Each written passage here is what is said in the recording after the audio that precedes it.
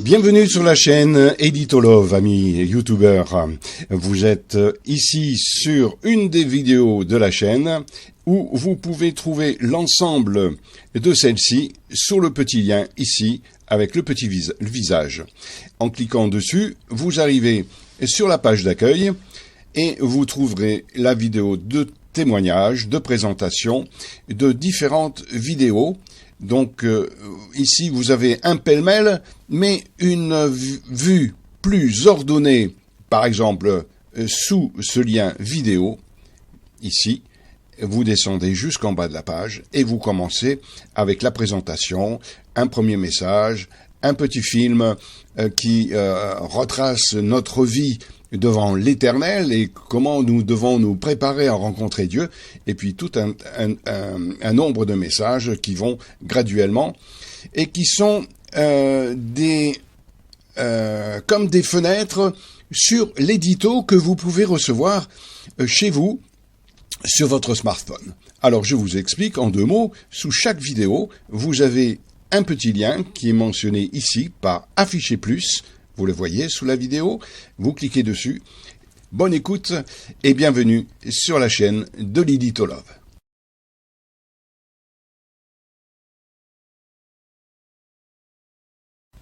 Bienvenue dans cet édito que vous n'aurez pas besoin de lire aujourd'hui. Bien que vous connaissiez la parole de Dieu depuis longtemps, ou pour certains, bien au moins autant de temps que moi, la Bible s'achève ainsi: « Oui, je viens bientôt, dit le Seigneur. » Et l'Église répond: « Viens, Amen, Seigneur Jésus. » Et Jean termine par une formule de politesse: « Que la grâce du Seigneur Jésus soit avec tous. » L'édito aujourd'hui, donc, ne vous sera pas soumis à lecture. Vous pourrez l'écouter dans votre voiture, à un moment perdu, dans un bouchon, et réfléchir à ce que je vais vous envoyer prochainement, que vous devrez lire, sonder les Écritures, voir ce qui vous a échappé, que le Seigneur m'a donné. Il vous donne aussi des choses. Il vous a pas laissé dans la disette pour enseigner sa parole toutes ces années.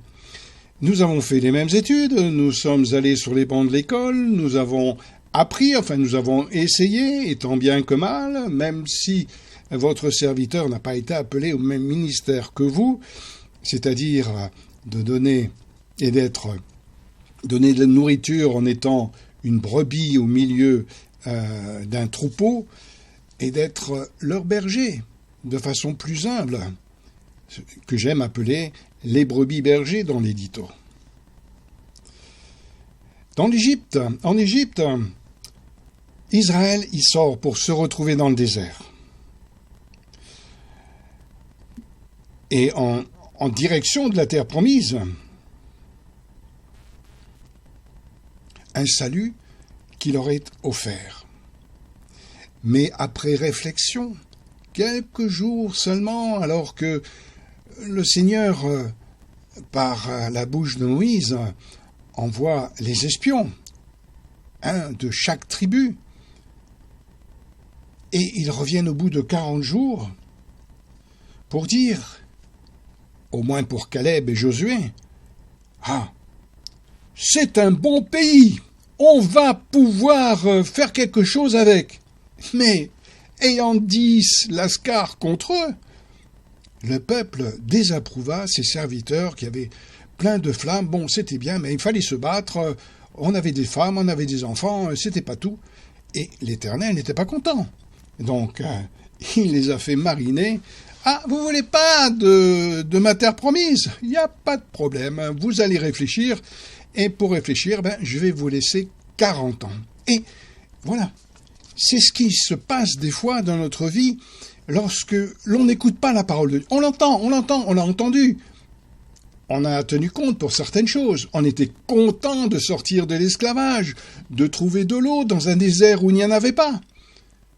Et le Seigneur a pris soin de nous, de vos études, de vos brebis, vous a donné le nécessaire pour les nourrir. Et alors, il y a une chose que je vous dis d'emblée, je ne sais pas pourquoi Dieu a mis des couleurs dans ma vie. Vous les retrouvez dans l'édito, c'est un peu les couleurs de Joseph. Et les frères, à force de voir venir ces couleurs, toujours le préféré du Père, en disant « Oui, qu'est-ce qu'il va nous dire encore ?» À chaque fois, le Père nous envoie et on a des problèmes. « Oh, j'ai une idée, dit l'un, on va s'en débarrasser. » On veut le tuer, certains veulent le tuer, on ne veut plus entendre sa voix. La voix du Père par le Fils, qui est le fils préféré de Rachel, parce que les fils de Léa, eux, c'était pas vraiment leur frère. Ils n'étaient qu'à demi frères. Mais dans la famille de Dieu, qu'on soit demi ou pleinement, le Père nous aime entièrement. Il n'y a pas de différence. Que l'on soit un enfant qui ait besoin de lait, qu'on ait besoin de nourriture solide, on sera toujours dépendant d'un iota par-ci ou par-là. Et donc, nous nous efforçons, nous, en serviteurs de Dieu, de chercher les bons iotas afin que l'herbe soit grasse et verte pour donner à ceux qui nous entourent. Mais des fois, ne trouvant pas ce que le Seigneur nous a donné, on puise dans la parole qui est devant nous, ce qui est devant nos yeux. En étant, par exemple, je vous donne juste un exemple, en étant, par exemple, dans Genèse chapitre 1, versets 1 et 2, alors que le Seigneur aurait voulu que vous soyez dans Jean 3,16 ce jour-là, particulièrement parce qu'il y avait une brebis qui avait de folles pensées et qui n'avait pas encore donné son cœur, et vous avez parlé de la création alors qu'elle avait besoin de salut. Donc, tout en disant la parole de Dieu, la vérité vraie, vous n'avez pas fait celle que le Seigneur avait pour vous aujourd'hui, pour une âme en particulier. Peut-être la seule que le Seigneur était venu chercher dans votre assemblée. Vous connaissez la parabole de la brebis perdue. Eh bien, même dans nos assemblées, le Seigneur vient et cherche celle, qui a besoin de lui. Vous me chercherez, vous me trouverez si vous me cherchez de tout votre cœur. Mais tous les dimanches, nous n'avons pas forcément 100 brebis au garde à vous qui disent « Oui, comme un Samuel, parle, car ton serviteur écoute. » On voudrait avoir ce genre de brebis. Mais vous le savez très bien. Si vos brebis avaient la stature parfaite de Christ, comme mentionné dans les Écritures, vous serez au chômage. Parce qu'il prêcherait à votre place. Donc, tant que ce n'est pas arrivé, vous avez un ministère, fortifiez les âmes que le Seigneur vous a confiées, et peut-être apprendre quelque chose aujourd'hui et dans les jours suivants qui va vous étonner tant vous l'aviez sous les yeux, de temps en autre, que vous le regardiez à la loupe, et que vous avez oublié de prendre de la hauteur, d'avoir l'œil de l'aigle pour voir les autres iotas qui y sont accolés et qui sont une vraie... c'est un vrai feu d'artifice.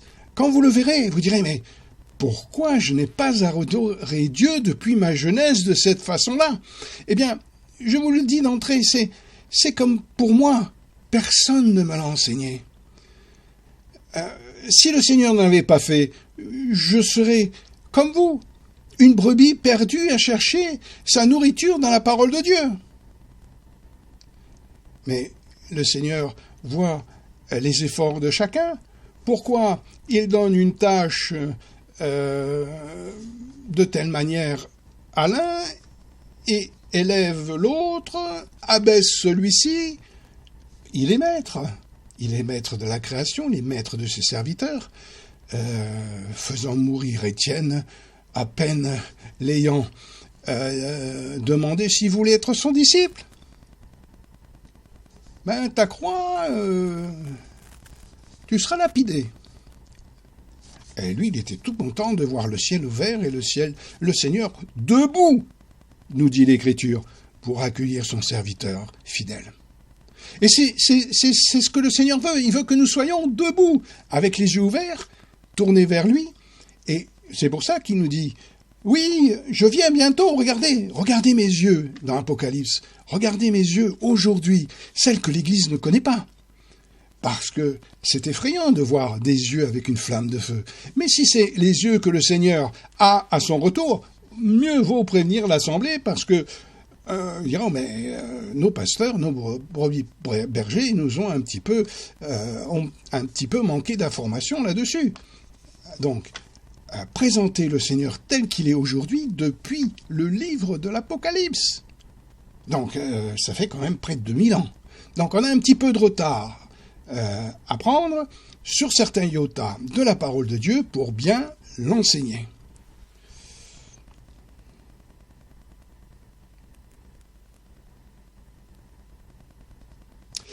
Parce que qu'est-ce qui arrive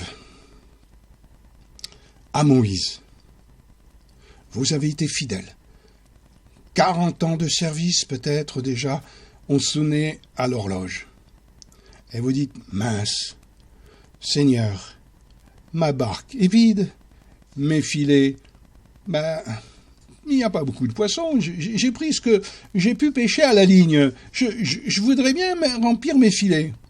Mais comment on n'écoute pas le Seigneur, qui à Pentecôte nous avait donné la façon que les filets devaient être remplis, c'était par l'Esprit qu'il nous avait offert. Alors, il a commencé à faire le plein dans les jours de Pentecôte, puis plus tard, dès 2 Corinthiens, voyant que ça ne servait finalement à rien, que les disciples se battaient pour savoir qui était le plus grand, fit machine arrière. L'Éternel a donné, l'Éternel a repris. Vous connaissez la parole de Dieu? Et en 2 Corinthiens, 2 fois il dit, je vais vous en donner un minimum, tout juste le nécessaire de quoi ouvrir la porte de mon temple. Et comme il dit, vous le savez, sans moi, vous ne pouvez rien faire. Donc, nous, si on est des Marthes, le Seigneur va... Si nous appelle Marthe, ça va pas nous faire plaisir déjà, parce qu'on sait qu'elle s'agite pour beaucoup trop de choses, mais en plus c'est une femme. Alors si le Seigneur commence à nous traiter de femme, alors qu'il voudrait avoir un homme avec qui, dès le Jardin d'Éden, traite la parole de Dieu avec lui, que en Marie, il a trouvé la personne la plus agréable possible à ses pieds, toujours prêt à écouter. Marie a choisi la bonne part. Est-ce que vous pouvez vous appeler Marie? Je vous demande pardon, frère, mais je crois que je vous ai devancé. Je n'ai pas fait exprès. C'est pas moi qui ai choisi mon nom. Si je suis l'homme de la situation, ce n'est pas de mon fait. Je ne me suis pas baptisé. C'est pas moi qui ai choisi mon prénom. Sortir du ventre de ma mère et dire « Oh, mère, appelle-moi André ». Et vous savez, si vous savez un petit peu de grec, vous savez quelle est la signification de ce mot. Et alors, si le Seigneur a trouvé, quand son serviteur, il trouverait l'homme de la situation, il l'a aussi appelé Marie. Alors, on peut dire, aujourd'hui, ça sent pas bon, parce que le frère qui est en train de nous parler, il a été catho pendant 21 ans. Il était chez les idoles. Mais lui, il ne le savait pas. Il pliait le genou dans les églises pour chercher la face du Seigneur. Mais jamais devant une idole, il s'est arrêté pour lui demander quoi que ce soit. Le Seigneur a vu tout cela depuis mon enfance, et pourtant a été seulement sur le perron de ma vie d'adulte à 21 ans, lorsque, comme les enfants d'Israël, que Dieu jugeait digne de rester dans le désert, avait à ce moment-là moins de 20 ans, puisqu'il fait périr tous les parents qui étaient rebelles et désobéissants. Et ma mère a fait une chose étonnante. Sans doute aimante de la personne de Marie, la mère de notre Dieu, finalement, la mère du germe, qui est Jésus-Christ, notre Père éternel, selon Ésaïe, chapitre 9, verset 6, vous regarderez, c'est le but de tout ce remue-ménage que vous allez voir aujourd'hui et les jours précédents. Et cette mère aimante, qui aimait le Seigneur, voulait faire de moi un missionnaire en Afrique. Mais le Seigneur, apparemment, avait d'autres projets. Et il m'a gardé ici en France. Et à mon frère, l'aîné de 5 ans, elle donna le nom de Bernard Marie Jean. À ma sœur, mon aînée d'une année, elle donna les prénoms d'Agnès, Marie, Paul. Et le troisième, ils allaient manger à la même soupe, puis ils s'appelleraient André, Marie, Gérard. D'où le nom que j'ai gardé pour l'édito André Gérard et pour le site sur YouTube d'Édito Love. Et puis la petite dernière, c'est comme les 3 autres, elle s'appellera Monique, Marie, Anne. Et on marchait à la Marie. Alors, je ne peux pas dire aujourd'hui si c'est la Marie mère de Jésus, ce qu'on peut pressentir, mais si c'est la Marie qu'aimait ma mère, qui est décédée, j'avais pas tout à fait 13 ans, si c'est la Marie, sœur de Marthe, cela me va très bien de porter ce nom, de me tenir auprès du Seigneur Jésus. Alors qu'il m'appelait, j'avais 21 ans, il prit mon cœur avec un seul verset auquel il en a ajouté un deuxième et puis peut-être quelques autres. C'était Jean chapitre 1, verset 29. « Voici l'agneau de Dieu qui ôte le péché du monde. Je l'ai entendu toute ma vie. » Et toute ma vie, à chaque fois que j'allais, non pas au culte, mais à la messe, le prêtre disait cela en levant l'hostie face à la foule, en disant « Vous avez vu, c'est l'agneau de Dieu qui ôte le péché du monde. » Bon. Et puis il le donnait à tout le monde. Mais la semaine prochaine, il faisait la même chose. Donc, c'était très, très confus comment Dieu ôte le péché du monde, et la semaine prochaine, il dit, attends, on va recommencer. Vous n'avez pas compris, on va recommencer. Et c'est en boucle. Ils ne s'arrêtent pas. Ils sont toujours en train d'ôter le péché du monde dans ces assemblées. Et le Seigneur m'a dit, et il ne faut pas le faire. Le confessionnal, tu y vas pas, hein. Moi, je voyais le confessionnal, je lui tournais le dos, et je disais, je comprenais pas, puisque cette assemblée m'avait appris l'allégeance de Matthieu 6, « Notre Père qui es aux cieux, que ton nom soit sanctifié, que ton règne vienne. Pardonne-nous nos offenses, comme nous aussi nous pardonnons à ceux qui nous ont offensés. » Vous le connaissez, vous la connaissez par cœur. Mais il faudrait peut-être la pratiquer. Mais je ne dis pas que vous ne le faites pas. Je ne suis pas dans votre cœur âme pensée, dans votre temple. Donc, grand bien vous fasse si vous vous mettez à l'ouvrage pour nettoyer la maison du Seigneur tous les jours, afin que, il puisse rentrer dans ce temple et y demeurer. Parce que c'est le but. Il l'a créé pour ça. Le temple du Saint-Esprit, nous sommes avec le Seigneur, qui est juste à la porte de notre cœur, juste à la porte de notre âme, juste à la porte de nos pensées, qui frappe et dit, le Créateur, le Dieu Tout-Puissant, qui demande à sa créature, « Hé, je peux rentrer ? Tu as 5 minutes pour moi ?» Les disciples n'avaient pas 1 heure, apparemment. Ils s'endormaient avant. Mais nous, si nous avons quelques instants, le Seigneur, notre Père Céleste, est là. Il est là en personne. Fait même pas le déplacement. Il nous regarde du ciel. Comment il fait pour traverser les galaxies ? Je sais pas. Mais si je crois Matthieu 6, avec mon Père qui me voit dans mon lieu secret, oh là, si je réfléchis bien, Il n'y a pas un endroit sur terre, comme dit David, où je suis en sécurité. L'Éternel est partout. Il voit tout, à tout instant, à tout moment. Et il fait ça pour 8 milliards de personnes, et bien plus pour les oiseaux, et pour le séjour des morts, et pour ces anges qui se battent dans le ciel. En fait, il a un emploi du temps phénoménal tous les jours, et il prend la peine, si on veut bien lui ouvrir la porte, eh bien, de nous apporter, vous le savez très bien, en passant de Matthieu 6 à Apocalypse 3:20, tout ce que le Seigneur nous rendra, c'est toujours à Matthieu 6:6, si la porte s'ouvre et que l'on veut souper avec lui. Souper ou être couché dans ta chambre dans Matthieu 6 devient le souper dans Apocalypse chapitre 3. Et c'est toujours le soir, comme au temps passé dans le jardin d'Éden que le Seigneur se présente. Est-ce que tout va bien? Tu as besoin de quelque chose? Tu as besoin de moi? J'ai du pain. Matthieu 6:11. Mon bon pain, le pain de vie. Tu le connais? Est-ce que tu en as besoin?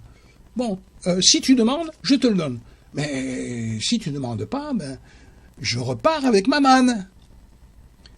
Ou je la laisse à la porte, dehors, puisque la porte ne s'est pas ouverte. Et comme la porte ne s'est pas ouverte, le lendemain, la manne, vous le savez, a disparu, puisque le Seigneur, il revient. Il refait de nouveau la porte. Et pendant 40 ans, il a fait cela.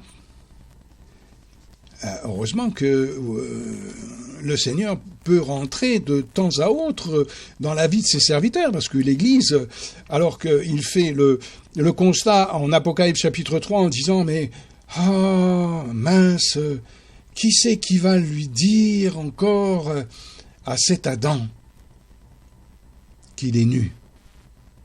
Il est si misérable, il est pauvre.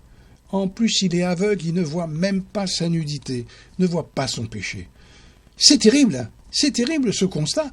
Et l'Église a passé 2 jours de sa vie à attendre le Seigneur, à l'horloge de Dieu. Ces 2 jours, on les connaît, selon 2 Pierre chapitre 3, verset 8. Et le constat aujourd'hui est le même. Que le Seigneur va réveiller son Église, qu'il utilise l'édito ou qu'il en utilise 500, puisque le Seigneur apparaît à 500 endroits à la fois, s'il le veut. Et c'est pas seulement le germe qui sort de l'Éternel, ou l'esprit qui sort de l'Éternel, mais il se germe dans nos cœurs à nous, à une façon infinitésimale, qu'on ne fait pas le rapprochement avec ces versets. Ah non, c'est le germe, il ne faut pas y toucher, c'est notre Dieu, c'est le Seigneur, il faut le garder à la place. Mais ce germe-là remonte au ciel et dit, si je ne m'en vais pas, je ne pourrai pas vous envoyer l'Esprit qui vient de moi. Et il vous annoncera ce qui est à moi. Il prendra de ce qui est au Père, de ce qui est à moi, et il vous l'annoncera. Mais vous verrez que finalement, le Seigneur nous a joué un tour de passe-passe à sa façon. Juste pour nous tester. Est-ce que nous avons bien nos yeux de la foi ouverts? Et quand le Seigneur dit la foi, et qu'en plus il dit il ne disparaîtra pas un seul iota et un trait de lettre, que si nos yeux sont en train de regarder le trait de lettre au microscope, comme on le fait dans les versions Strong, j'y vais jamais. Je ne sais pas pourquoi, avec ces versions Strong, ils n'ont pas trouvé ce que le Seigneur m'a donné. Et vous savez ce que le Seigneur a donné à Joseph? Il lui a donné un rêve étrange, en lui parlant de soleil, de lune et d'étoiles, qui a agacé ses frères. Il dit, comment ça? À lui, en plus, le préféré du père, il faut se mettre à genoux. Ça va pas arriver, on va le tuer. Et l'homme a fait cela. Joseph étant une typologie de Jésus-Christ, on l'a réellement tué. On ne voulait plus de lui. Mais le Père céleste fait les choses, le Père éternel fait des choses merveilleuses. C'est que le Fils, finalement, qu'on croyait mort, eh bien, il ne l'était pas. Bon, il a été en prison, prêché au séjour des morts, tout comme Joseph, en prison. Et puis finalement, paru de sa richesse et dans sa gloire, Joseph représentant le Seigneur Jésus, il reçoit de nouveau ses frères qui baissent la tête devant un Seigneur qu'ils ne reconnaissent pas. Et Joseph s'amusant un petit peu, quelques instants avec eux, un moment, un jour ou deux, les met à l'épreuve. Son cœur se serre. Et finalement, leur dit, vous ne me reconnaissez pas? Je suis votre frère, Joseph, le fils de votre père. Et Jésus se présente ainsi à nous. Je suis Jésus, le fils de votre père. Et quand vous allez mettre ces versets que vous connaissez, ces idées, ces images qui sortent de la parole de Dieu, en sachant que le Fils et le Père, finalement, ne sont qu'un, Jean 10, 30, mais bien plus, vous le verrez, je vous mets les versets, je vous mettrai les versets sous les yeux, vous verrez, le Seigneur n'arrête pas de le dire dans les Écritures. Mais comme on a toujours les yeux au microscope prêts pour regarder les traits de l'être, on oublie de prendre de la hauteur et regarder le sujet, l'image que Dieu se présente, par laquelle il se présente ici. Il la multiplie comme les pains dans sa parole afin qu'elle vienne frapper notre regard. Et tout ce que je vous ai dit dans l'introduction, je vous l'ai dit sans note. Ah bon, c'est pas fini? Non, je vais couper le message. Comme ça, vous pourrez écouter le suivant. Après, c'est plus facile. Greg m'a reproché, il dit, oh là, ils sont trop longs, tes éditos. J'ai pas le temps. Donc, si vous faites comme Greg, si vous scrollez les éditos, alors que le Seigneur, pendant plus d'une année, y a mis des perles, eh ben, vous passez sur les perles, parce que vous n'avez pas cliqué sur cette image, vous n'avez pas cliqué sur ce verset pour vous rafraîchir la main. Oh, je connais, j'ai déjà entendu parler. Jean 3,16, oh, mais je connais. Matthieu 6, oh, je connais. Jean 3,16, avec la croix que je mets dans l'édito, c'est bien sûr, c'est pas pour vous. C'est pour le lecteur lambda de votre assemblée qui a besoin de se donner à Christ. J'espère que le Seigneur vous donnera l'intelligence, de mettre un diacre de chez vous, dit, oh, j'ai reçu ça, cet édito-là, tu l'envoies, il est très intéressant, vous n'êtes pas obligé d'envoyer tous les éditos à toute l'Église, mais celui-là, vous devriez le lire, et donc vous prenez un diacre, comme moi, quoi. Moi, je l'ai été pendant 37 ans, donc vous allez bien en trouver un dans votre assemblée, et vous lui dites, t'as la liste des téléphones des frères de l'Église? Eh ben, tu leur envoies l'édito, hein, et tu leur dis bien, hein, envoyez-les aussi, faites-vous un WhatsApp amicalement, Matthieu 8 ou n'importe quoi, qui regroupe leurs contacts et qui leur envoie aussi. Le plus la parole de Dieu sera répandue, eh bien, le plus on sera d'épaules qui plantent ou des Apollos qui arrosent. Et si nous semons la parole de Dieu, vous savez très bien que si on laisse les choses entre les mains du Seigneur, alors que, qu'est-ce qu'on a dit? 2 mots. On a dit, bonjour, Madame la boulangère, je voudrais donner le pain de mon Seigneur. Elle dit, non, moi je vends le mien, je veux pas du vôtre. Et alors, ça peut être un jeu chez votre boulangère. Chez le boulanger, vous pourrez trouver certainement quelque chose avec tous les sacrifices qu'il y a dans la Bible, jusqu'à l'agneau de Dieu qui s'offre. Est-ce que vous avez l'agneau de Dieu? Si vous commencez comme ça à plaisanter avec votre boucher, il va ouvrir les oreilles. Il va se rappeler de vous que la prochaine fois, quand vous lui demanderez un steak, de quoi encore vous allez lui parler. Si nous avons toujours le Seigneur en premier dans notre vie, il va le voir. Parce que si nous prêchons seulement le dimanche matin entre 10h et midi, il va le voir aussi. Et il a les yeux grands ouverts. Il est à côté des frères et des sœurs à qui vous leur parlez. Et devant ses yeux, il y a l'orateur qu'il a mis dans Jacques, chapitre 3, verset 1. Ouh, ah là là, ça, c'est un verset que je sers de temps en temps dans l'édito, juste pour rappeler que notre façon d'enseigner, Dieu l'a dit, dans la parabole des talents.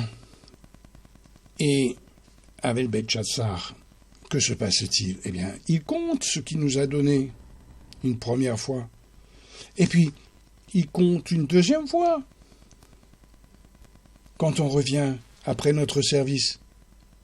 Et puis, il fait une chose étrange, il pèse pour voir si l'addition est juste. J'ai trouvé ça amusant dans cette phrase de Daniel. Et s'il n'y a pas le compte, il divise. Il va diviser. Il ne peut pas faire autrement. Si on n'a pas voulu de la manne qu'il nous a laissée à la porte le soir, chaque soir, pendant 40 ans, imaginez, comptez, fermez les yeux, vous dites, ce soir-là, mince, j'ai pas prié. J'ai pas eu la manne. Je vais étudier la Bible. Mais si vous n'allez pas dans Matthieu 6, avec votre Père qui vous regarde et qui vous attend et dit « c'est bien, bon et fidèle serviteur, tu as été fidèle en peu de choses. Tu vois, je suis là. À ton écoute, je suis là à tes pieds et je vais te rendre tout ce dont tu as besoin pour la journée de demain. » C'est-à-dire que, pour votre message de demain, au lieu de vous gratter la tête pour savoir et trouver dans vos concordances ce qu'il va falloir donner comme nourriture aux brebis qui ne vous appartiennent pas finalement, mais si vous donnez le pain de Matthieu 6, verset 11, que le Seigneur a mis dans votre panier toute la semaine, vous serez si plein de la parole de Dieu que vous ne serez pas obligé de la chercher. Imaginez, alors, je n'invente rien, vous le savez, les disciples, pourquoi le Seigneur nous a donné l'image des disciples, qu'il a retiré ce ministère, parce qu'il a peut-être sans doute assez de voir ses fidèles serviteurs mourir sur une croix juste pour avoir la vie éternelle, alors qu'à nous, il nous l'a offert gratuitement. C'est une chose incompréhensible. Quand je l'ai vu dans la parole de Dieu, j'ai dit, mais Seigneur, tu fais mourir tes serviteurs. Étienne, et le prenait. Puis Pierre, la tête en bas, selon la tradition. Il épargne Paul, peut-être. Jean, Barnabas, je crois, aussi, est victime de la foi. Et nous, il ne nous a pas destinés à cela. Et dans Matthieu, le Seigneur, dans 2 versets, que j'ai servi assez souvent cette année dans l'édito, parle, vous tapez dans votre recherche, vous mettez serviteur au singulier, si vous avez Bible Online, vous mettez le « et » qui ressemble à un 8, et puis un espace, et puis vous mettez, donc disciple d'un côté, le 8 et le serviteur. Et vous avez les 2 versets. Moi, j'ai pas la référence dans la tête. Ça ne me sert à rien. Il y a des références que le Seigneur me garde. Mais vous allez rire. Si je peux vous faire sourire. Le Seigneur qui dit « Je suis l'Éternel, le Dieu Tout-Puissant à Abraham », ça y est, vous voyez le personnage. C'est notre Dieu. Donc, si vous voyez le personnage, il m'a dit un jour, bon, je vous dis pas, j'ai pas pris mon téléphone, j'ai pas une ligne directe avec le Seigneur, mais il me dit, dans mes pensées, lui qui est le créateur de toutes choses et de l'humour que nous avons, il me donne cette note d'humour, tu vois, finalement, t'en as pas besoin. Moi, je n'en avais pas besoin. Lorsque j'ai dit Jean 3,16, j'ai dit « Car Dieu a tant aimé le monde, qu'il a aimé son Fils, qu'il a donné son Fils. » Mais j'ai pas dit à mes auditeurs, dans Jean 3,16, Dieu a tant aimé le monde qu'il a donné son Fils. On ne le voit pas, c'est pas marqué dans la Bible, c'est pas marqué, vous cherchez, vous ne trouverez pas. C'est de l'humour de la part de Dieu. Pour dire qu'on n'a pas besoin de citer les références. Lui, il citait le livre, à la rigueur, pour laisser ces auditeurs aller vérifier, avoir l'attitude des gens de Béret. Aujourd'hui, on va être plus précis et dans nos instituts, on nous met, pour commencer ce voyage du pèlerin, un bouquet de références interminables. Moi, je me rappelle mes études, ça vous dira quelque chose des vôtres, pour avoir parfois une demi-page de commentaires et ensuite une demi-page de références bibliques raccourcies, vous savez, Ésaïe ES.3, et vous en aviez une demi-page. Et puis celui qui vous donnait son commentaire, il dit tu te débrouilles, c'est dans la parole de Dieu, t'as qu'à regarder. Moi, je l'ai vu. Et alors, c'était des longues heures pénibles dans nos études, à tourner les pages, à les effeuilleter.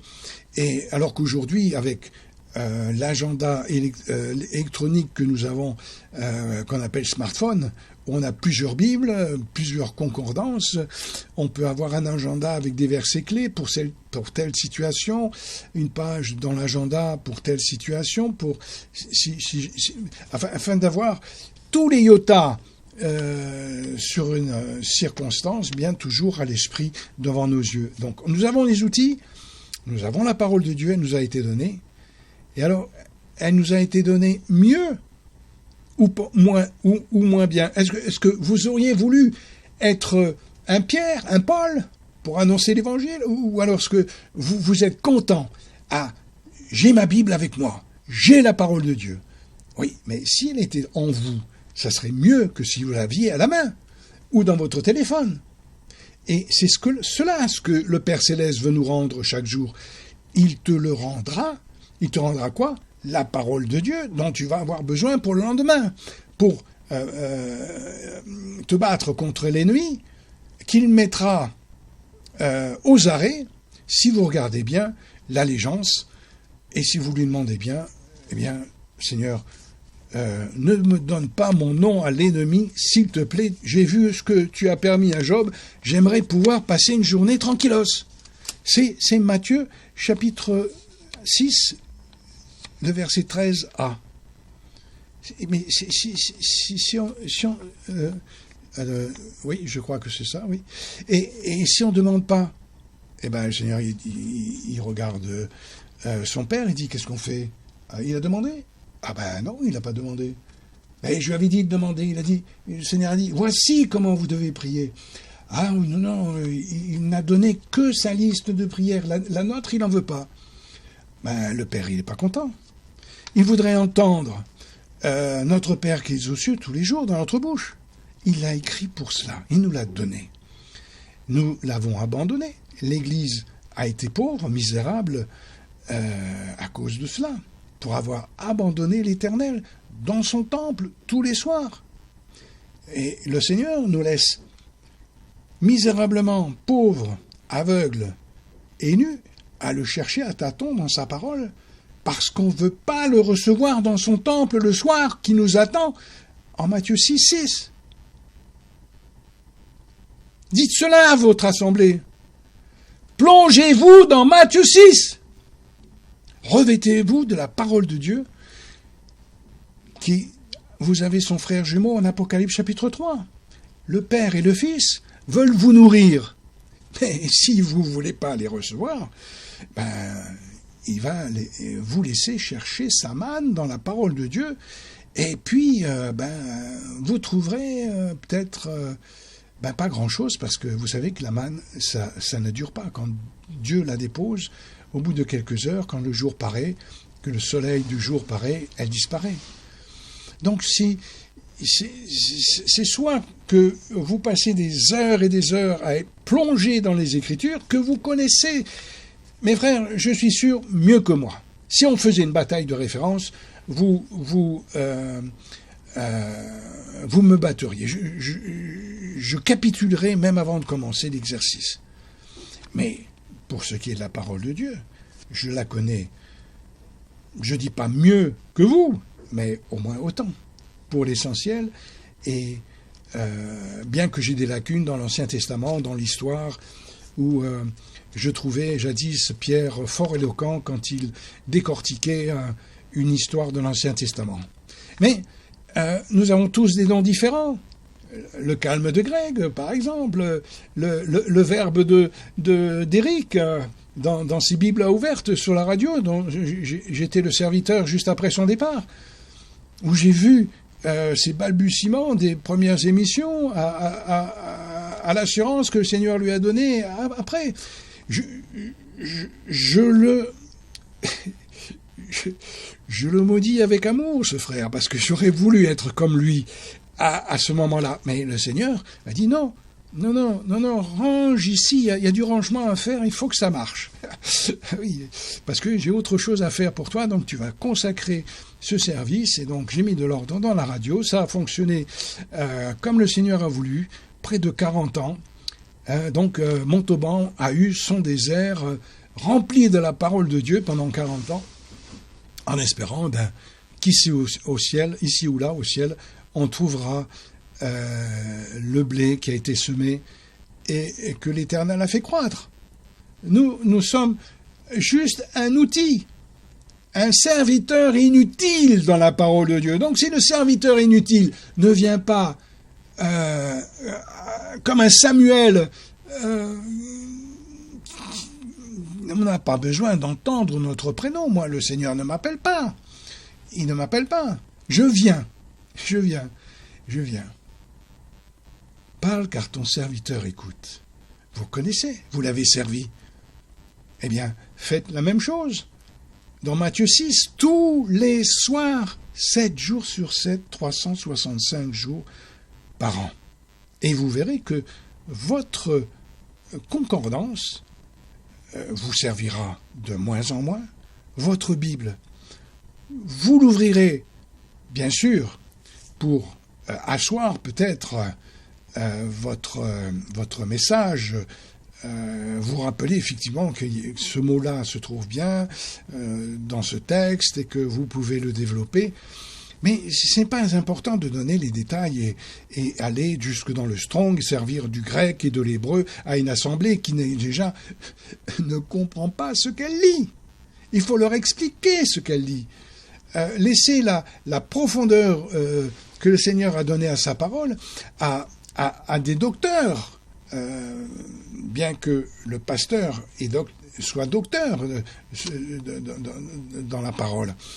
Il donne de la nourriture, mais il donne aussi de l'enseignement. Le brebis berger, c'est ce qu'il fait, c'est ce que vous avez toujours fait. Mais il y a des docteurs plus excellents qui sont toujours plongés, comme les gens de Béret. C'est une passion, une boulimie de trouver le iota qui leur manque pour une meilleure compréhension toujours du texte. Mais nous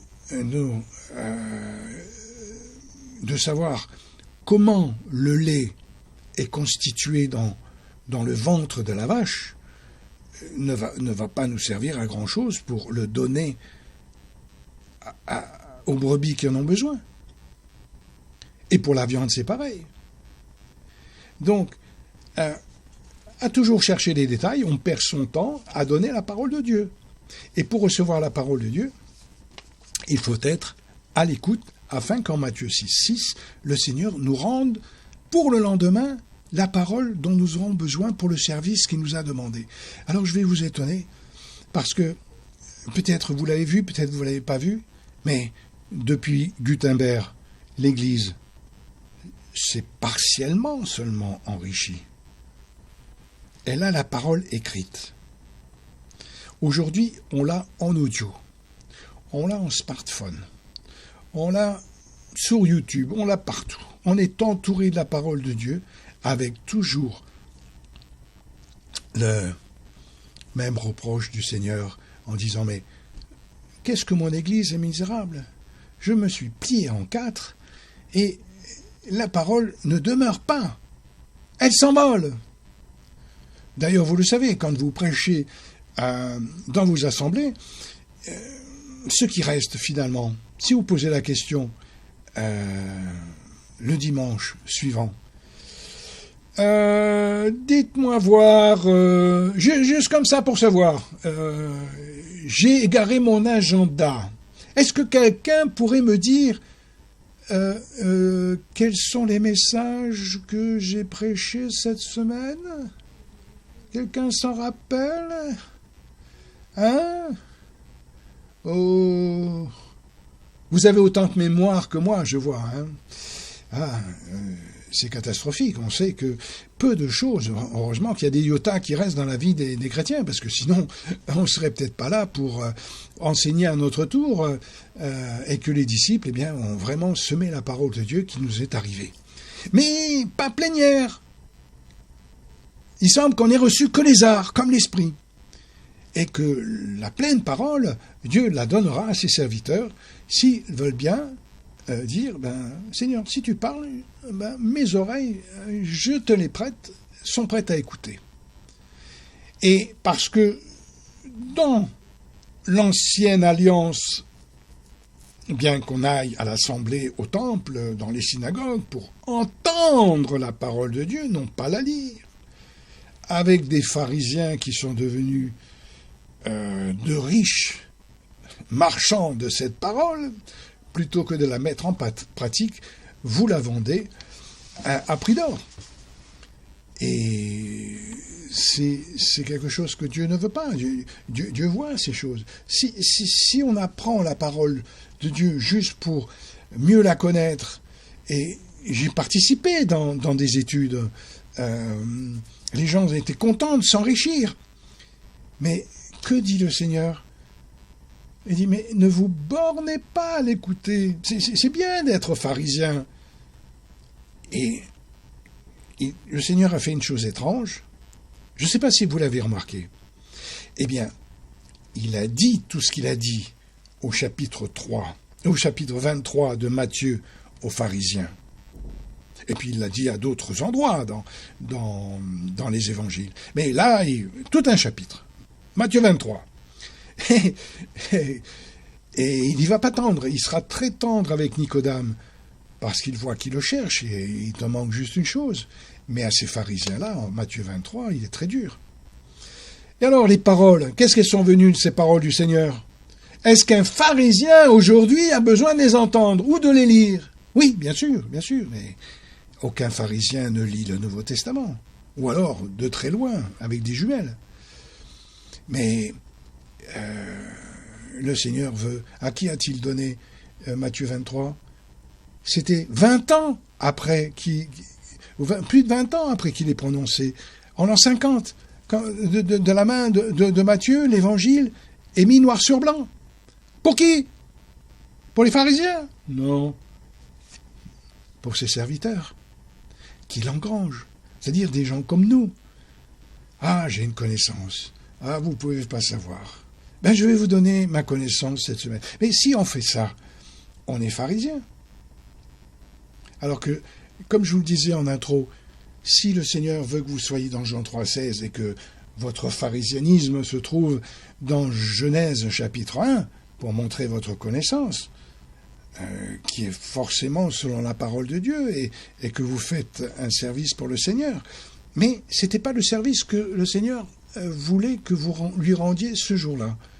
Et vous ne pouvez savoir le service à rendre au Seigneur que si vous êtes un Samuel la veille au soir. C'est-à-dire que le samedi soir, vous ne savez même pas ce que vous allez prêcher dimanche. Ah oui, non, nous, on nous a appris autrement à l'école. Nos pères nous ont dit, tu fais ci, tu fais ça, tu fais un message, 1 point, 2 points, 3 points, à la ligne, et à la semaine prochaine. Hein? N'oubliez rien, je vous ai tout dit. Oui, mais le Seigneur voudrait faire pareil avec ceux à qui on a porté l'enseignement. Donc,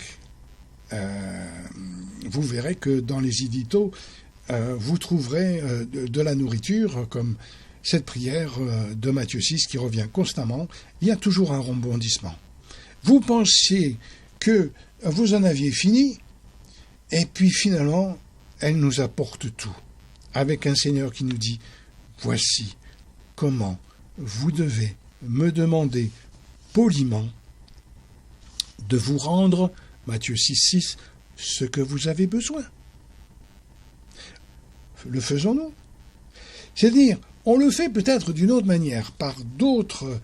on s'incline, on dit « Seigneur, aide-moi ». Mais le Seigneur, des fois, tarde. Lazare, il a attendu 4 jours avant d'avoir de l'aide. Et si pendant 4 jours, vous êtes décédé dans votre assemblée, les morts, en général, ne réveillent pas les vivants. Moi, je l'ai constaté. Le Seigneur m'a donné des yeux de diacre pendant 37 ans. J'ai remarqué un certain nombre de choses, mais je n'avais pas la parole. Le Seigneur ne m'avait pas donné la parole d'enseignement. Il dit non, toi, tu es diacre. Fais ceci, fais cela. Et les assemblées, je les ai servis comme le Seigneur m'a demandé, toujours en regardant, en essayant d'apprendre. Que même, je prêchais de temps en temps, mais toujours quand les brebis bergers étaient absents. C'était quand même effarant. J'avais fait les mêmes études, mais c'était toujours à l'absence de brebis. Que ce soit à Sarreguemines, que ce soit à Cahors ou ailleurs. Mais ce n'est pas grave. J'ai fait mon service avec plaisir. Le Seigneur ne m'avait pas... Pour moi, je trouvais que c'était une charge de devoir nourrir une assemblée alors que j'avais tant besoin moi-même. Je suis sorti de l'Institut, j'ai fait 4 années au lieu de 3, parce que au bout de la première année, j'ai trouvé l'exercice si difficile que j'ai demandé à mes pères, j'ai dit... C'est dur, les études. Est-ce qu'on ne pourrait pas faire que les 2 années qui me restent soient étalées sur 3 ? La prière a été exaucée. On était un institut familial. Il n'y avait pas 200 ou 300 élèves. Ils ont dit d'accord. Et donc, j'ai travaillé 4 ans, alors que vous n'avez peut-être travaillé que 3. Et le Seigneur m'a mis encore à l'ouvrage, comme Moïse, pendant 40 ans dans mon désert, qui n'a duré que 37, en disant « Maintenant, ça suffit, je t'envoie, va vers les frères, dis-leur que je veux que tu annonces la parole. » Mais c'est pas facile hein, quand vous êtes un André. Hein. C'est même pas facile, parce que finalement, le Seigneur a dit « Tu vois, finalement, tu es un Joseph. On veut pas de toi. Mes présents, ils en veulent pas. » Et je me suis tourné à gauche et à droite dans les assemblées depuis une dizaine d'années, depuis que le Seigneur m'a dit sors de cette assemblée qui chante une chaîne d'amour, alors que l'Église est divisée par l'homme qui la préside. Ça, pour certains d'entre vous, vous savez de quoi il est question. Donc, le Seigneur voit tout. Il voit tout. Il voit le iota de notre vie, comme le iota de sa parole, si on l'y touche. Et le iota, vous savez, de votre vie, où il est dans la parole de Dieu. C'est votre cheveu. Dieu les compte. Et il comptera jusqu'à vos pensées pour savoir si elles sont toutes à lui ou s'il n'y a que les vôtres. Moi, ce que je vais vous donner par l'édito, si vous le lisez, si vous le prenez à cœur, si vous dites « Ah tiens, ça c'est intéressant, il faudrait qu'on regarde de plus près ce que ce frère a à nous dire de la part du Seigneur. » Moi, je ne parle pas de moi-même. Je ne fais que citer les Écritures. Regardez l'éclairage ici et regardez l'éclairage là. N'êtes-vous pas dans la lumière si vous restez selon l'éclairage de l'édito? Et après, que faisait l'édito dans les derniers mois, alors qu'il vous avait déjà servi en clics et en images par-ci, par-là? Il vous disait, il vous laissait en toute fin de l'édito tous les versets que vous auriez dû lire. Alors, je sais très bien que pour des serviteurs comme vous, l'exercice était certainement pénible et inutile, tant vous les connaissiez. Mais pour le lecteur lambda, pour l'édito s'adressant aussi bien à celui qui a besoin de lait et de viande, eh bien, l'exercice était nécessaire. Aujourd'hui, le Seigneur m'a mis à cœur de faire différemment. C'est-à-dire que je mets les versets en clair et je ne les mets en lien que quand ils sont un petit peu trop longs, afin de raccourcir les pages qui me sont reprochées. Mais si la longueur de l'édito vous déplaît, vous pliez le genou le soir et vous dites « Seigneur, s'il te plaît, n'écris pas trop avec cette plume. Donne-la-moi. » Et le Seigneur écoutera votre prière. « Ah, tu veux de ma plume? Tu veux que je te parle? Tu es prêt à écouter? Et tu es vraiment un Samuel? Ah ben alors je vais te dire, si tu viens dans ton lieu secret en Matthieu 6, tous les jours, eh ben, je vais te rendre tout ce que tu as besoin pour le lendemain. » Et alors, quand vous vous réveillerez le matin, et que c'est la pensée de Dieu qui vous réveille, je peux vous dire que déjà, parfois, avant de me lever, le Seigneur m'a donné ce que vous trouvez dans les éditos. Mais où est-ce que... J'ai un frère qui m'écrit, mais il me disait... je lui disais, je suis un peu ton grand frère. Et alors, comme lui, il était né entre 2 pages de Bible, donc il connaît la parole de Dieu mieux que les pasteurs, puisqu'il les attendait à la sortie de l'église en disant « Ah, vous n'avez pas parlé de ça, mais c'est mieux présenté ainsi. » Et donc le pasteur, au bout d'un moment, en avait un peu marre de se faire reprocher de ne pas savoir comment dire la parole de Dieu. Et ce frère, donc, qui est né entre 2 pages de Bible, dit un jour « Non, ben, pour moi, non, finalement, tu n'es pas un grand frère. Apparemment, j'ai tout ce qu'il faut à la maison et je m'en sors très bien. » Donc, je n'ai rien dit. Le Seigneur, qui est notre super grand frère à tous, si on ne veut pas recevoir sa parole, que l'édito sert, eh ben, il se retire, il se met à l'écart. Et il attend jusqu'au lendemain, où il reviendra à la porte ou à notre chambre avec sa manne. Si on est présent, on ramasse. Si on n'est pas présent, on jeûne jusqu'au lendemain.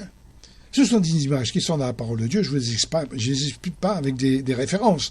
Donc, si vous voulez servir le Seigneur les mains légères, sans Bible et sans smartphone, sans papier le dimanche matin, de notes, moi j'ai été touché, vous le connaissez, Eric, Greg, peut-être Didier, connaissent Samuel Boada, un serviteur qui m'a toujours épaté. Quand je l'ai connu dans les années 80, c'était à Palaiseau. C'était une réunion qui se tenait en harmonie avec la CEBI dans la même semaine.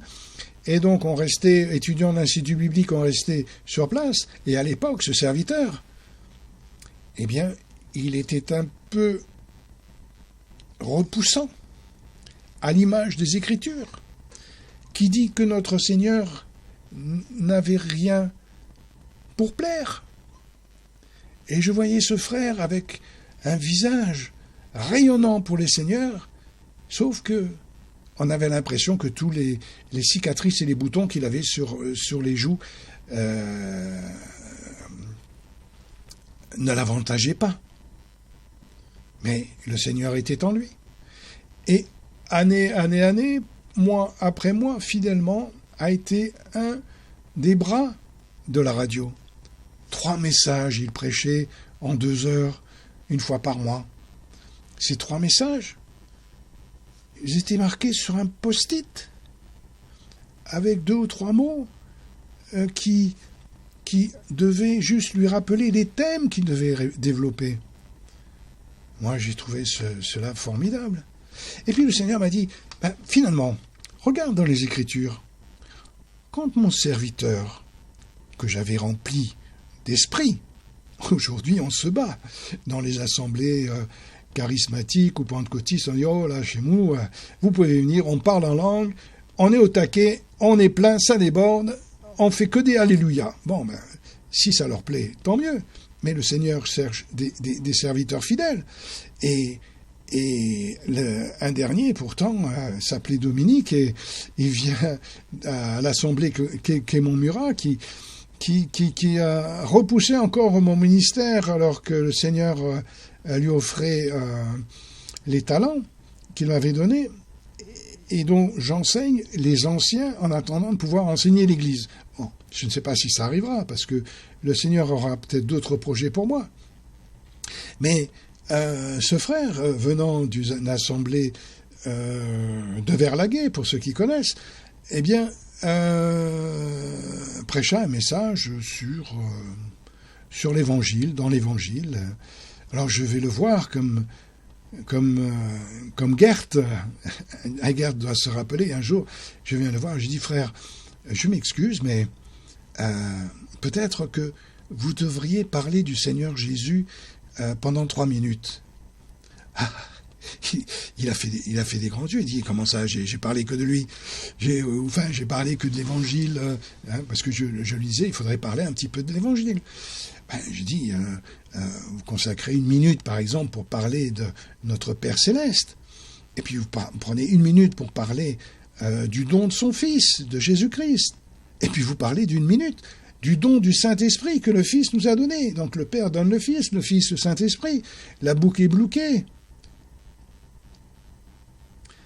Et c'est ce qui nous manque dans les assemblées. C'est que les enfants de Dieu entendent, bon, c'est bien de savoir que Moïse a traversé la mer Rouge, que David s'est battu de telle manière, que Paul nous a donné une épée de l'esprit dont David ne voulait pas d'ailleurs, de cette armure, d'un bouclier, d'un casque du salut, qui sont réservés, d'après moi, pour une élite dans l'Église, mais pas pour celui qui a besoin de lait.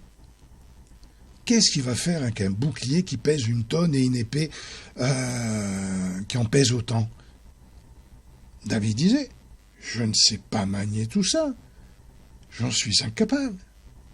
Mais au nom de l'Éternel, je veux bien y aller. Ses frères ont fait les grands yeux et disent, comment ça, il va sans armure? Et gonfler le petit. Et c'est ça ce que le Seigneur veut qu'on se rappelle. Bon, il a bien donné le bouclier, l'épée de l'esprit dont on peut se servir pour combattre le malin, mais si on utilise son nom, n'est-ce pas suffisant? Nous servons le « Je suis l'Éternel Tout-Puissant ». Mais si on préfère utiliser l'épée ou le bouclier plutôt que l'Éternel se gratte la tête. Il dit, bon, c'est bien, le petit commence à comprendre, mais est-ce qu'il va se servir de moi? Et on fait des choses, des fois, à l'opposé de ce que l'on croirait de devoir faire. Ce que Paul dit est juste, c'est la parole de Dieu, on n'y revient pas. Mais c'est juste pour nous faire les armes, et de comprendre en Matthieu 6 que c'est l'Éternel dont nous avons besoin.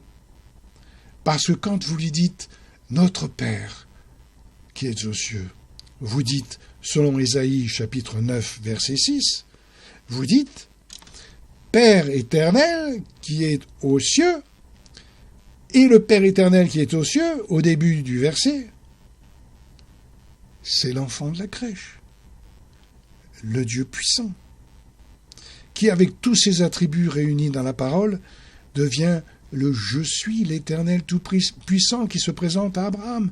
C'est le but de l'édito de ces prochains jours, de ce que vous allez recevoir dans Matthieu 6 à décortiquer. Je vais vous donner, juste à titre d'information, les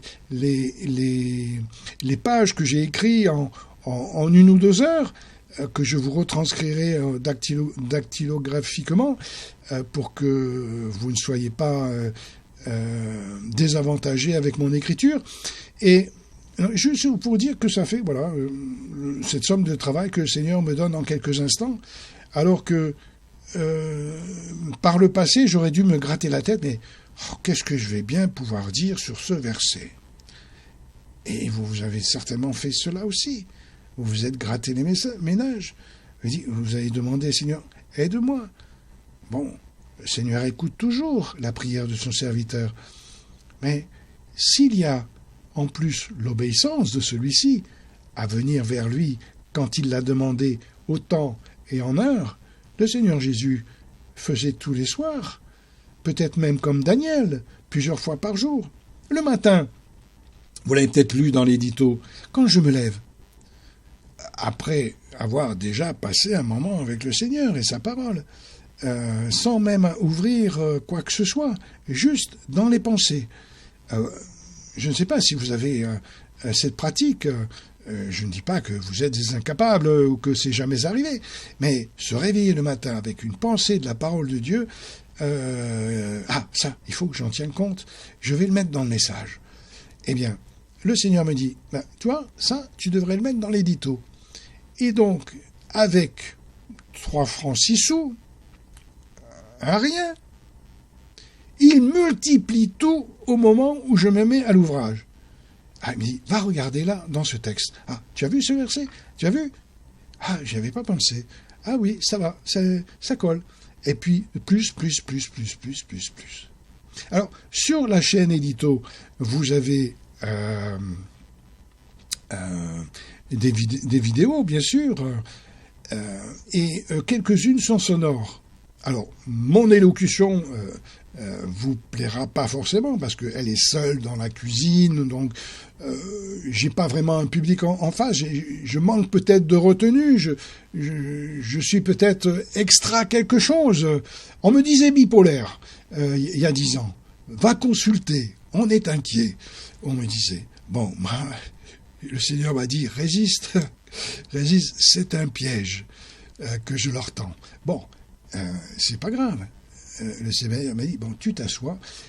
Il avait fait déjà précédemment avec d'autres pasteurs. Il dit, quand on me disait quelque chose qui leur déplaisait, je m'asseyais, je continuais mon travail de diacre, et puis on ne me voyait plus. Je ne m'occupais plus du ministère de la parole. J'ai fait toujours ce que le Seigneur m'a demandé, pas forcément toujours ce que les assemblées attendaient de moi. Greg, je me rappelle, parce qu'il l'a partagé avec moi, me disait un jour, je croyais que tu allais remplacer Eric. J'étais convaincu. Mais le travail que le Seigneur m'avait donné était tout autre. Égric, le pauvre, il n'y en a qu'un. Enfin, dans sa famille, il y en a 2, père et fils. La belle affaire. Et le fils a copié le père. Oh là, gare à nous. Comme c'est le Paul d'aujourd'hui que si je fais un lien, car Paul disait de lui, je suis pharisien. Éric pourrait dire, je suis pharisien. Et oui, mais Paul ajoutait, moi, je suis fils de pharisien. Alors, si je peux avoir un petit peu d'attention, j'aimerais bien que vous m'écoutiez. Et donc, c'est amusant de présenter cela comme ça, mais je sais qu'Éric n'a jamais eu une phrase de hauteur en disant « Tu devrais m'écouter, je suis pharisien, fils de pharisien, tu devrais faire cela. » Non, il a servi le Seigneur aussi pour être un bon frère en Christ, et le Seigneur a vu. Donc, le Seigneur voit tout. Il voit notre ministère, il a vu le vôtre, il a vu le mien, et finalement, au bout de toutes ces années de service ensemble, alors qu'il m'appelait à le servir dans le ministère de la parole, je me suis tourné, j'ai fait des kilomètres. Je suis allé à Toulon, je suis allé à Tarbes, je suis allé à Toulouse, je suis allé à la Sébie, que vous connaissez peut-être Gert ne connaît pas. La Sébie, c'est en abréviation CEBI, qui veut dire Communion des Églises Baptistes Indépendantes. Et ce groupe de pasteurs se réunissait 2 jours, 1 fois par an, pour s'épauler, échanger les nouvelles de leur ministère et s'encourager. Très bonne chose. Le Seigneur, l'année où j'ai pris ma retraite, il a dit, tu vas les voir, et tu leur demandes 2 choses. Tu leur demandes de l'aide pour finir le livre dans lequel je t'ai poussé, et puis tu leur proposes ton aide. Je n'ai eu ni l'un ni l'autre. Personne ne voulait d'un diacre.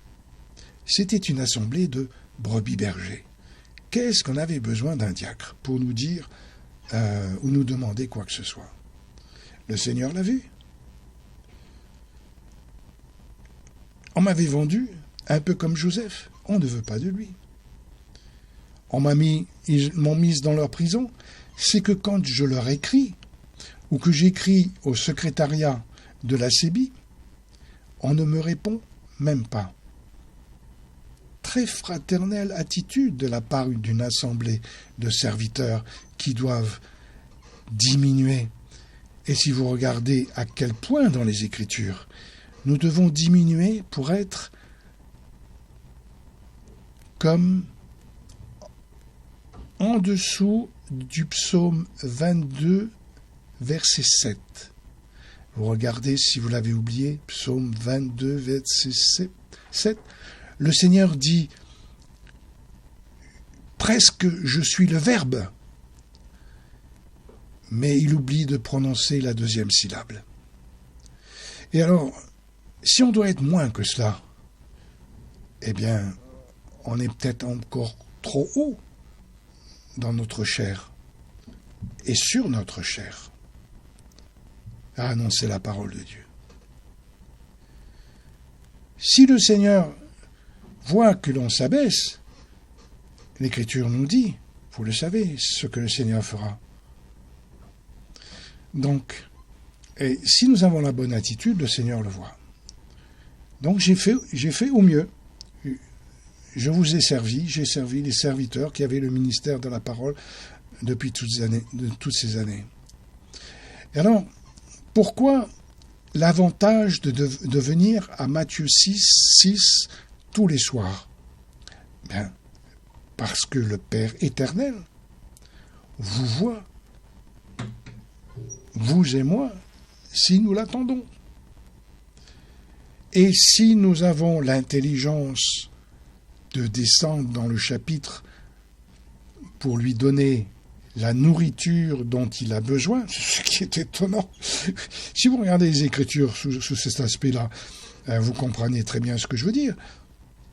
Et je peux vous dire que je n'ai aucune note, je n'ai même pas à peine entamé les notes que j'avais sous les yeux lorsque j'ai commencé cette conversation avec vous. Donc, le Seigneur vous rendant ce dont vous avez besoin, vous n'aurez pas besoin d'avoir votre Bible à la main. Vous n'aurez pas besoin. Vous l'aurez comme soutien, peut-être pour chercher une référence. Mais si vous abandonnez les références et que vous dites en Matthieu, le Seigneur dit ceci, ou en Jacques, le Seigneur dit ceci, l'Assemblée qui a une foule de smartphones dans sa poche pourra chercher la référence. Vous n'avez pas besoin de les donner. C'est une perte de temps inutile. Le Seigneur, notre Seigneur, ne l'a jamais fait. Il ne citait pas une référence dans l'Ancien Testament, ça n'existait pas. Oui, mais tel prophète a dit, tel prophète, il fallait avoir l'attitude des gens de Béret et s'accrocher à lire le prophète. Bon, si c'est la 3e épître de Jean, ça va vite. Mais si c'est le livre des psaumes, ça prend du temps. Donc, le Seigneur est toujours prêt à donner à celui qui demande. Et si on demande mal, vous savez également quelle est la réponse du Seigneur. C'est pas que vous n'avez pas bien demandé, mais la formule de politesse que le Père Céleste a donnée au Fils pour nous la donner en disant voici le protocole. Si vous voulez vous approcher de moi, vous feriez bien d'avoir l'esprit de Samuel. Parce que dans l'Ancien Testament, Samuel, qui faisait le service avec Élie, le sacrificateur, savait que la tâche n'était pas facile, que Dieu était dans les détails. Le Seigneur le dit, il ne disparaîtra pas un iota. Et si nous faisons disparaître les iotas de Matthieu 6, alors qu'on se dit serviteur de Dieu, le Seigneur ne le voit-il pas? Ne nous le reprocherait-il pas? Mais j'étais là tous les jours. Ça aurait été facile. On sait que sans lui, on ne peut rien faire et on fait tout sans lui. Le Seigneur ne le voit-il pas? Bien sûr qu'il le voit. Et alors, s'il nous donne un doigt, au lieu de nous donner la main, on se contentera du doigt, parce que cela vient de la part de l'Éternel. Ça nous a réchauffé un instant.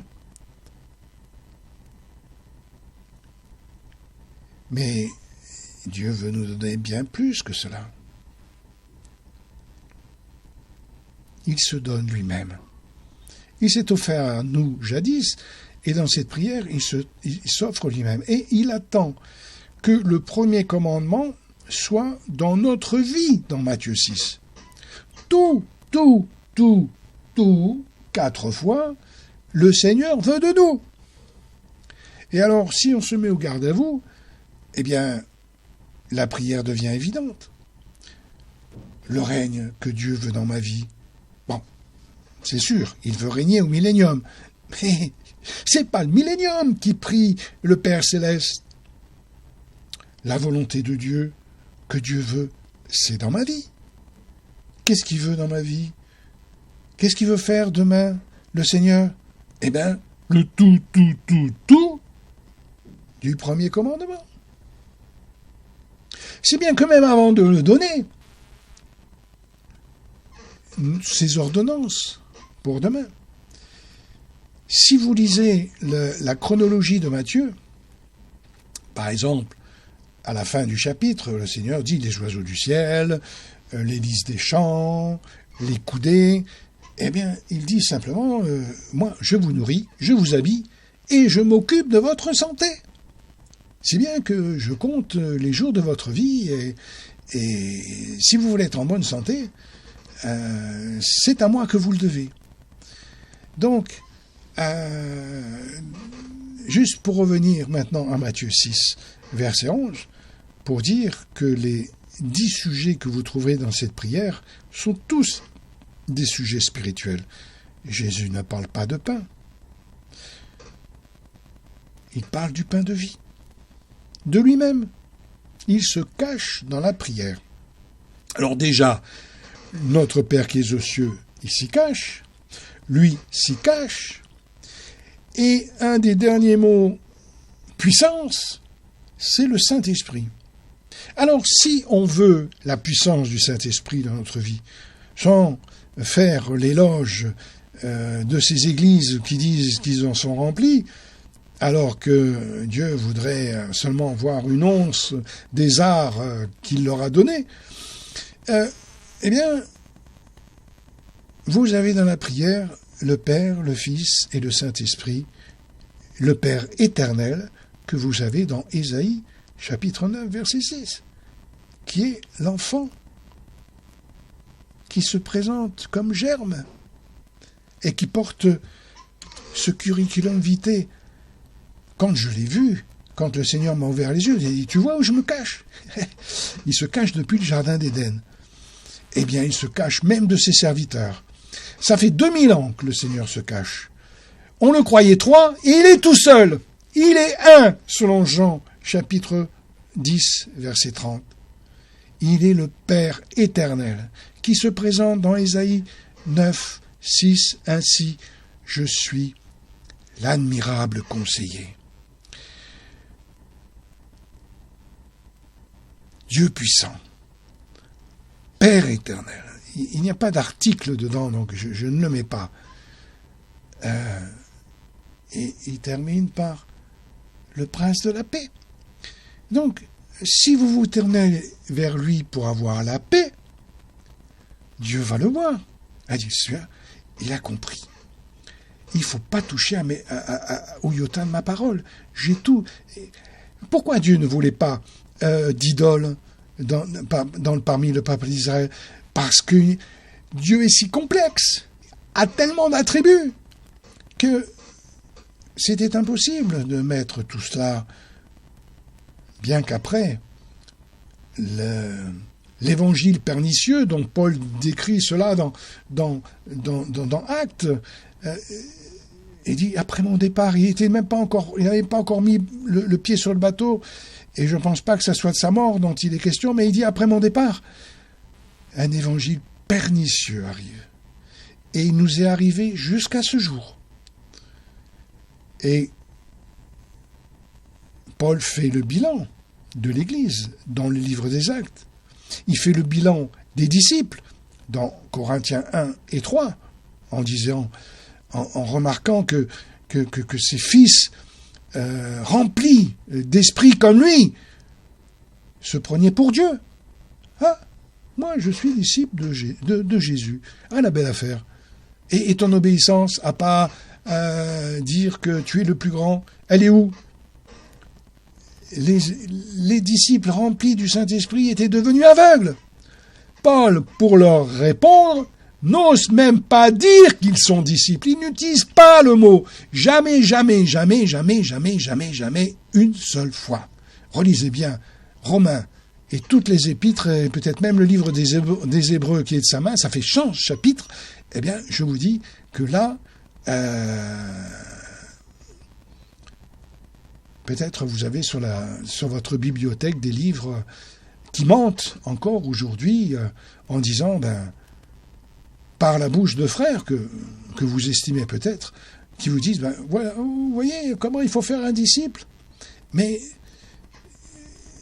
sans réfléchir à la définition du disciple, dont ils en ont fait une pâle copie, pour pas utiliser le mot serviteur qui est dégradant. On va pas être des serviteurs, nous on va être des disciples. Bon, le Seigneur a dit, j'ai les deux, mais j'ai tué les premiers. Est-ce que vous voulez pas me servir ? Et c'est cela ce que le Seigneur veut. Des disciples qui sont pharisiens, toujours remplis d'eux-mêmes, il les a utilisés que très peu de temps. Si peu de temps que c'était des Kleenex. Jusqu'à ce qu'ils finissent la course. Quand Paul dit « j'ai achevé la course, j'ai achevé le combat, désormais la couronne de justice m'est donnée. J'ai la vie éternelle », il me dit.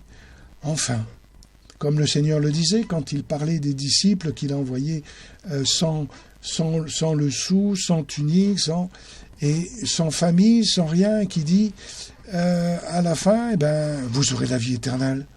C'est marqué. Le disciple gagnait la vie éternelle. Nous, on nous l'a donnée. Alors, la belle affaire, est-ce que Dieu marchande avec... Oui, il marchande. Il va revenir en arrière dans le millénium. Personne ne scellé dans le millénium. Personne n'a des arts. Que de l'obéissance. Dieu veut de l'obéissance devant sa face. S'il voit des anges qui lui désobéissent, il n'en veut plus. Et s'il voit des hommes qui font pareil, il les éprouve, les fait mourir devant le trône, ou leur prive du soleil et de la pluie. Vous ne voulez pas venir m'adorer à Jérusalem ? Il le dit dans les Écritures. J'ai fait des éditos là-dessus, dont je ne vous donne pas les références, et vous les connaissez sans doute mieux que moi. Et donc, si vous ne voulez pas venir à Jérusalem, vous n'aurez ni soleil ni pluie. Et donc, c'est ça. Ces fils prodigues sont obligés de venir pour guérir leur nation à l'arbre qui sort et qui est alimenté par l'eau qui sort du trône. L'arbre de vie. Dieu nous a donné la vie éternelle. Mais eux ne l'auront pas. Pas avant d'avoir prouvé à Dieu que pendant 1000 ans, pendant tout un jour, à l'horloge de Dieu, on veuille bien vouloir faire sa volonté. Et c'est le millénium que l'on a dans Matthieu 6. Est-ce que tu veux faire ma volonté tout un jour ? Et le soir venu, le Seigneur attend nos promesses. Oui, Seigneur, parle car ton serviteur écoute. Je veux que tu règnes. Je veux faire ta volonté. Donne-moi ton pain. Pardonne-moi. Lave-moi. Lave-moi les pieds. C'est marqué dans les Écritures. Vous avez marqué tout le jour. Vous avez travaillé pour le Seigneur. Et moi, je me suis torturé un petit peu sur ce verset. Je dis, mais pourquoi je dois demander pardon au Seigneur qui est toujours avec moi? Ah, vous pouvez vous gratter la tête, vous, pasteur. Pourquoi le Seigneur a mis Matthieu 6, verset 12, dans la parole à nous?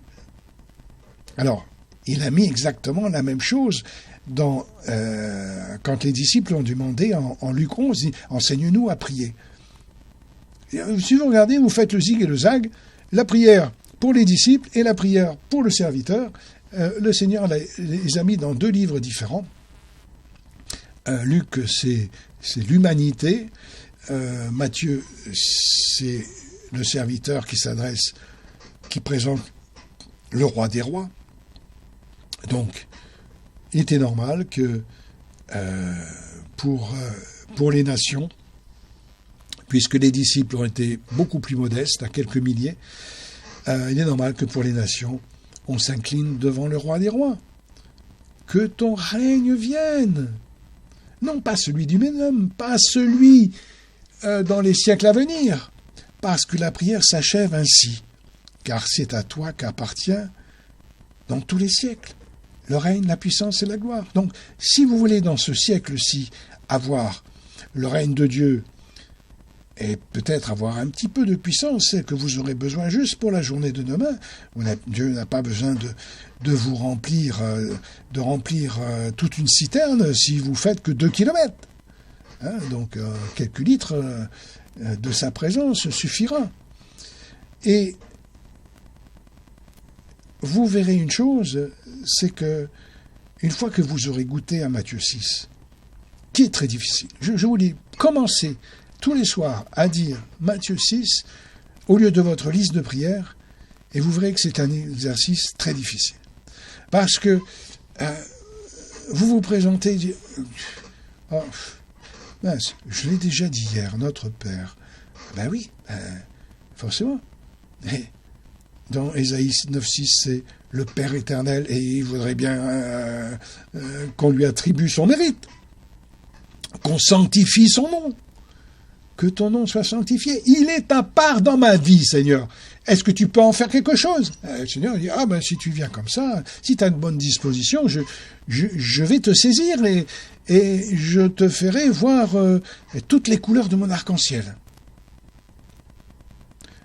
Si j'ai besoin, sinon tu attendras de les voir au ciel, tu verras. La vue vaut le déplacement. J'ai des demeures somptueuses, j'ai dans ma besace, j'y ai mis 5 versets qui disent tu vois cette terre, tu vois cet univers, je le mets à la poubelle.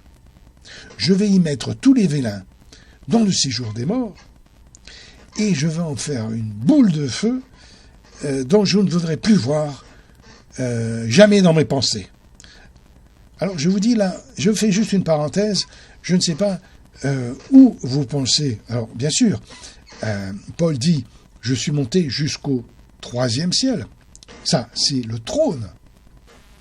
Mais dans la réalité, j'ai la conviction, j'ai pas un verset pour le soutenir. Dans la réalité, je pense que la terre est notre premier ciel, ainsi que le 2e, qui sont les galaxies.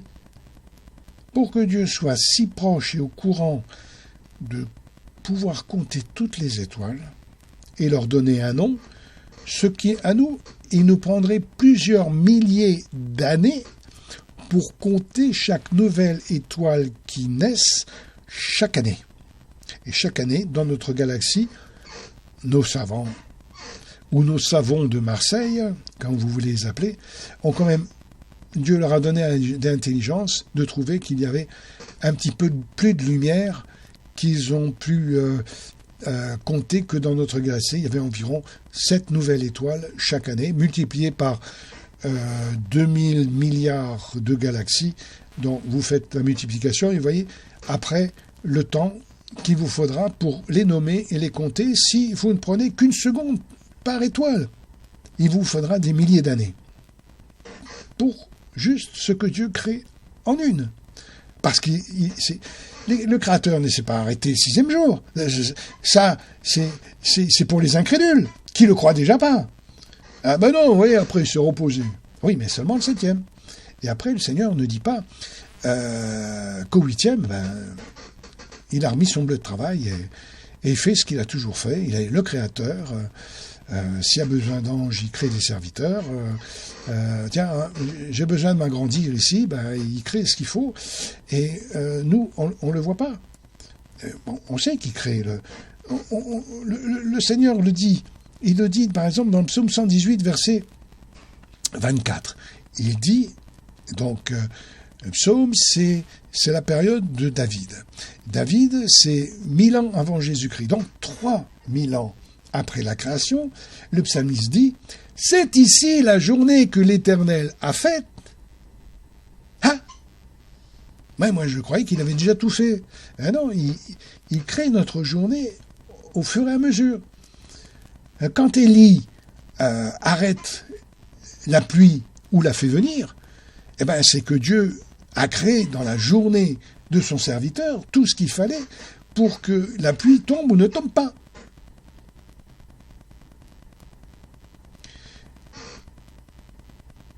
Il prend son temps, puisqu'il a créé les cieux et la terre. Il ne fait que l'embellir. Il a rehaussé les montagnes après Noé, pour qu'elles soient à la stature d'aujourd'hui. Que l'homme lui donne des millions d'années comme la terre. Mais au temps de Noé, on le sait, la terre ne devait pas être bien aussi haute en sommet qu'aujourd'hui. Dieu y a pourtant recouvert le plus haut sommet de 7 mètres, je crois, pour l'avoir calculé, au-dessus du plus haut sommet. Donc il n'y avait plus un brin de terre qui dépassait. Donc finalement, avec toutes les eaux qui sont tombées et qui ont jailli de la terre, des nappes phréatiques, Dieu a fait rapidement, en 40 jours, ce qu'il déclare dans la parole de Dieu. Il l'aurait fait en un clin d'œil, mais on ne l'aurait pas cru. On ne l'aurait pas cru en un clin d'œil. Moi, quand je lis la Bible et que je vois que Dieu va nous enlever des millions de personnes qui ont des milliards de cellules avec le sceau du Saint-Esprit dessus, et que le Seigneur fait tout en un clin d'œil, il ressuscite les morts et prend les vivants, je me suis dit finalement, si Dieu a créé les cieux et la terre en 3 jours, lisez bien votre Bible, 3 jours, votre assemblée ne le croira pas. Si, 6 jours de 12 heures, ça fait 3 jours, il y a un soir, il y a un matin, et entre le matin et le soir, le Seigneur ne crée rien. Donc 12 heures, c'est la semaine de 12 heures que l'homme va connaître pendant des années. Il va se rebeller à la fin des temps en disant, nous, on voudrait moins travailler, 40 heures, et puis après avoir 40 heures, on voudrait bien un week-end, le sabbat, ça ne nous suffit pas, et dans les chansons comme Claude François, il voudrait être le lundi au soleil. Vous voyez, donc ils veulent toujours plus, et pour se retirer de la malédiction de Dieu.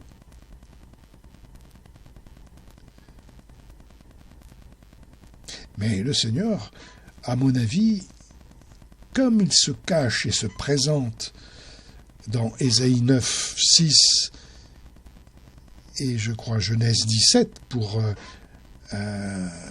son vis-à-vis avec Abraham, il dit « Je suis le Dieu Tout-Puissant, je suis l'Éternel, Dieu Tout-Puissant, marche de ma face. »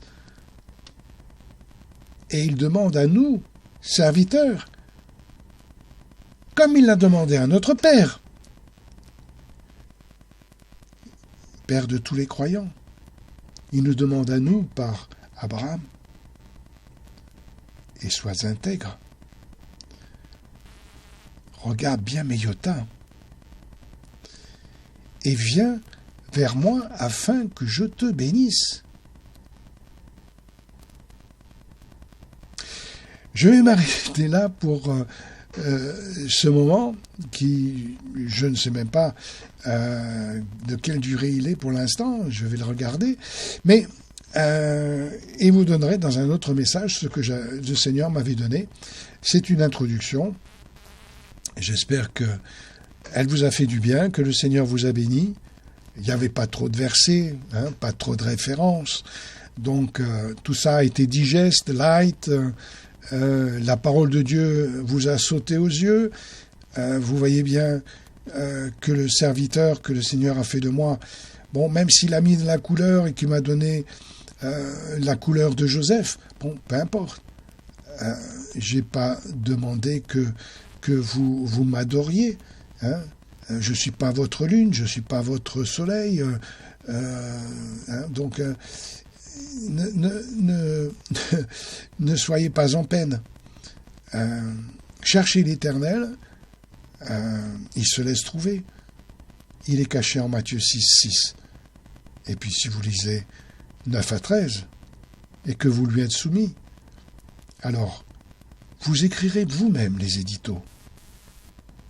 Et je peux vous dire que quand le Seigneur, l'alpha, commence à tirer,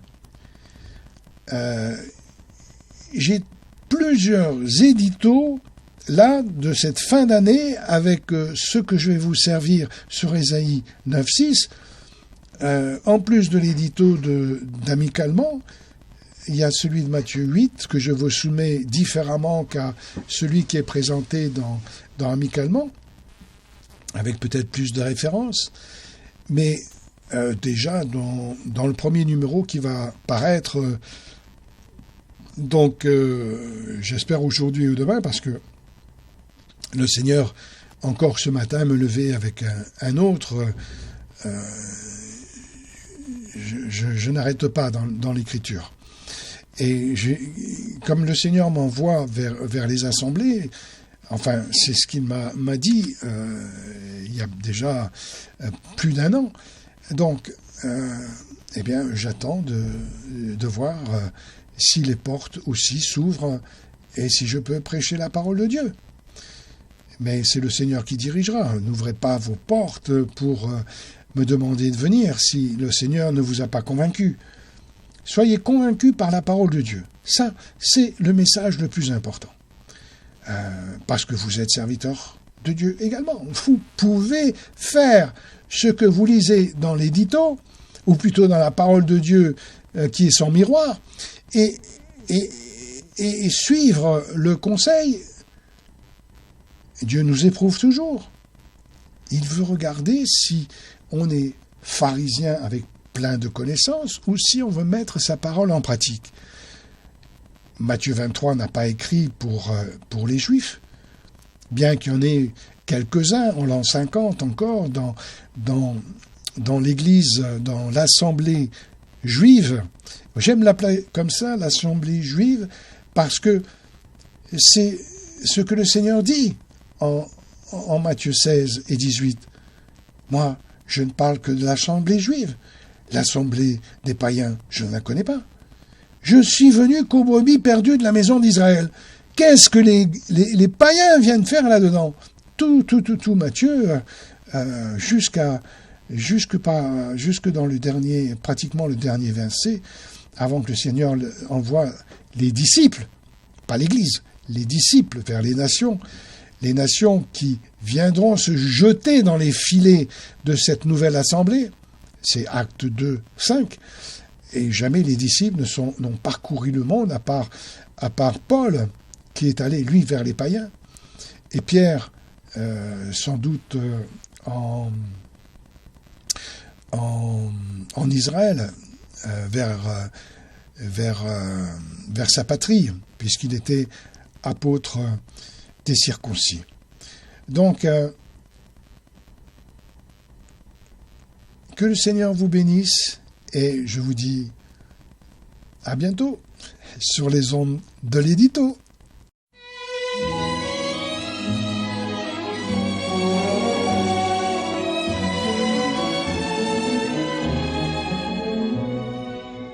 Vous qui passez sans me voir, sans même me dire bonsoir. Donnez-moi un peu d'espoir ce soir. J'ai tant de peine, vous, dont je guette un regard. Pour quelle raison ce soir passez-vous sans me voir?